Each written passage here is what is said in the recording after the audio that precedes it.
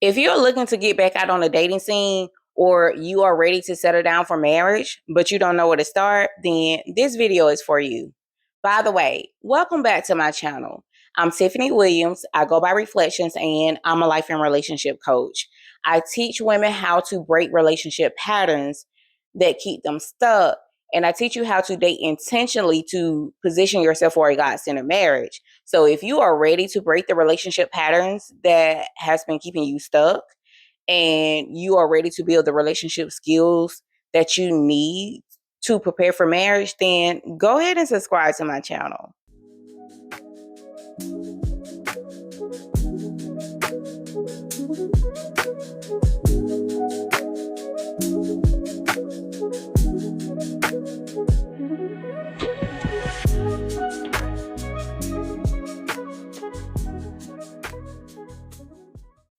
In this video, I'm going to give you 3 things that you need to do while you are still single to date intentionally before you get into a relationship and definitely before you get married. Now, I do have my notes here because I want to make sure that I cover everything. So let's go ahead and get into it. Number 1, you want to know who you are so you won't lose yourself. It is very easy to get into a relationship and marriage and shapeshift, to be chosen, to abandon your needs for love and connection, and go along just to get along, be agreeable with everything just to keep the peace. When you date without any intentions, without any clarity, you choose from a place of desperation and loneliness and boredom, right? And so you want to make sure that you develop a life that you actually enjoy prior to getting into a relationship or marriage. Again, you don't want to lose yourself. And so while you are single, you need to have a strong sense of purpose. You need to pursue any personal goals or career goals that you may have. These are the things that you need to be building while you are single, right? You want to develop healthy friendships and have communities that you can thrive in, because the quality of your life is greatly dependent on the quality of the relationships you have with other people. And you definitely want to have hobbies, right? Things that keeps you going, that makes you feel alive. um, because when you're in a relationship or marriage, it's important to have a life outside of your partner. And another thing that you want to start looking at now is your financial discipline. Now, you don't have to be rich, but you definitely want to know your debt to credit ratio. You want to know, you want to be building your credit, right? And you want to have a plan to be paying off any debt that you may have, that you have incurred over the years. You don't want to take that into the relationship and marriage. Now, you don't have to be rich, but you need to have a plan in place, right? And then lastly, you want to make sure that you have a strong spiritual life. You cannot do anything without God. So make sure that your spiritual life, your relationship with God, make sure that is intact. All right. That's number 1. Number 2, you want to heal your attachment and your childhood wounds. Break the cycle, because I know too many people who have insecure attachment styles due to the way that they learn to love and attach themselves to their parents or their caregivers in their childhood. So if you have an anxious attachment, or if you are an avoidant, do the inner work now. Unhealed wounds will have you seeking external validation to fulfill an unmet need, to fill that void. And you will oftentimes confuse chemistry with compatibility. You will tolerate red flags because you fear being abandoned, or if you fear closeness, intimacy, you will shut down. Both of these partners that may have these attachment patterns, they tend to self-sabotage in a relationship, right? And so love will always feel chaotic.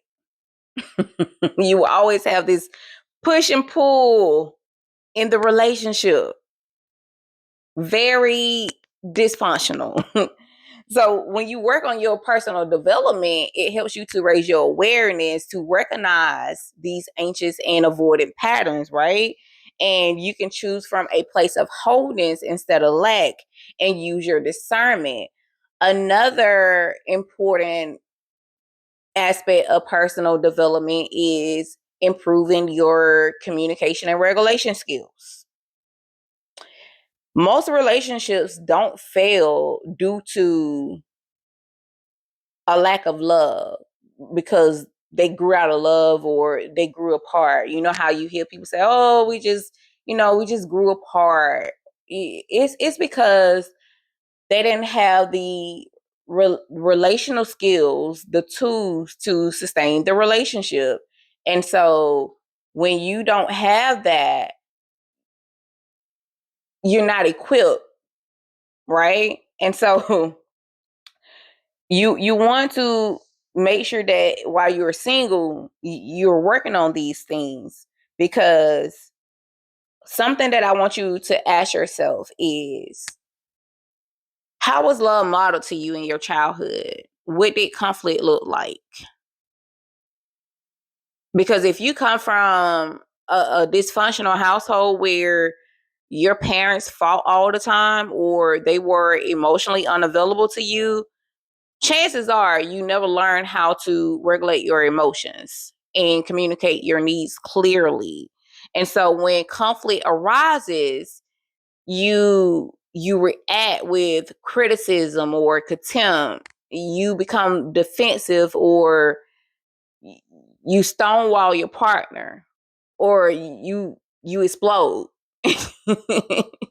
And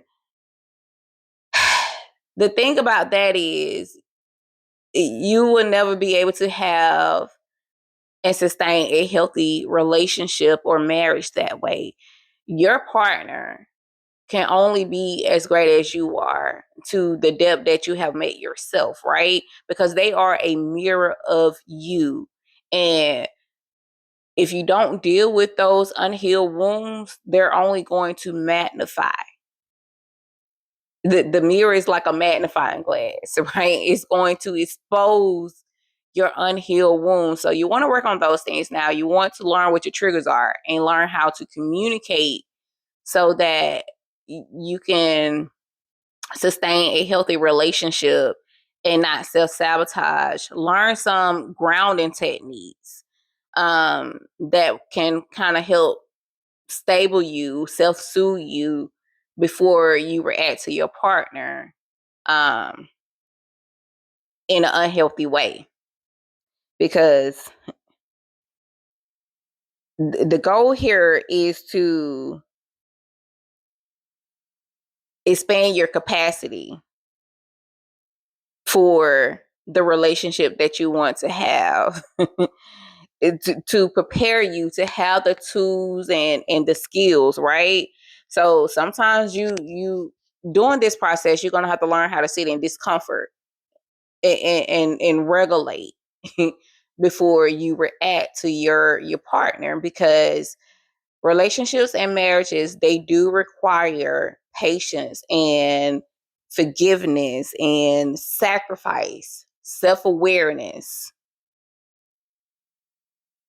good conflict resolution skills, and commitment.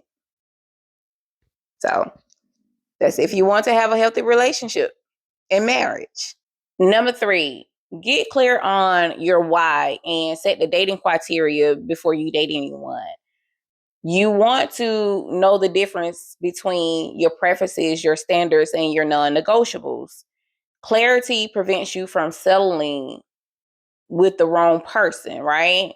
And so you want to ask yourself a few questions and have this standard for yourself before you get into a relationship. You want to make sure that your standards includes your faith and your values. You want to ask if you want a traditional relationship and marriage or a modern one. You know, do you want to be a stay-at-home wife and mom, or do you want to go to work? You know, if both partners work, you want to know who does most of the cooking, because it matters. And what does the household responsibilities look like? Who does the chores, and you know, how are you going to divvy up the financial responsibility of the home, right? You want to know what family means to you. How many kids do you want to have, if you want to have kids? And how do you plan to discipline those kids? You want to know what financial stability and wealth looks like, what kind of life and legacy that you want to build. You know, does it matter to you if your partner is physically fit and trained in the gym a few times a week, or is some kind of moderate physical activity fine, such as walking?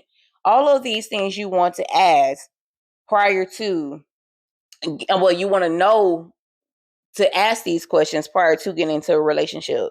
Now, keep in mind that you are looking for someone that is compatible with you, not perfection.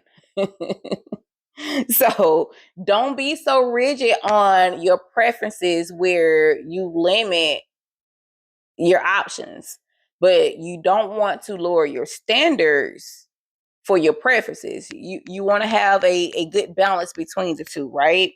Um, and then once you meet someone, you want to pace the emotional intimacy. Don't over invest too soon and get too attached. Ask these questions and vet the person properly before you begin to form feelings, because once you begin to form feelings, it makes it much harder for you to be able to walk away from that person if necessary, right?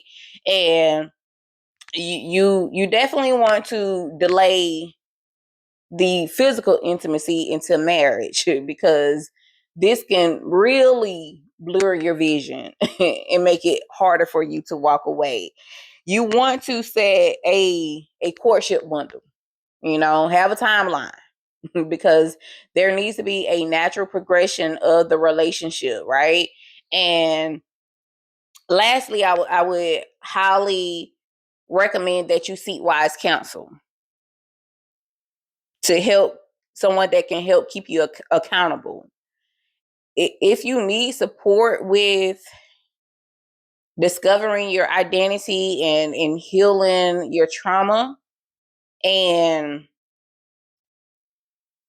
knowing the difference between your standards, your preferences, and who's compatible, I do offer one-on-one coaching sessions. The link is in my bio and it's in the description below. Because again, you want to choose someone that is suitable for marriage. You want to be intentional about who you date, right? Because too many people, you know, especially women, we prepare for the wedding, but we don't prepare for the marriage. The wedding is just for one day. Marriage is forever. Okay? Until next time, be kind to yourself. And if no one told you today, I love you.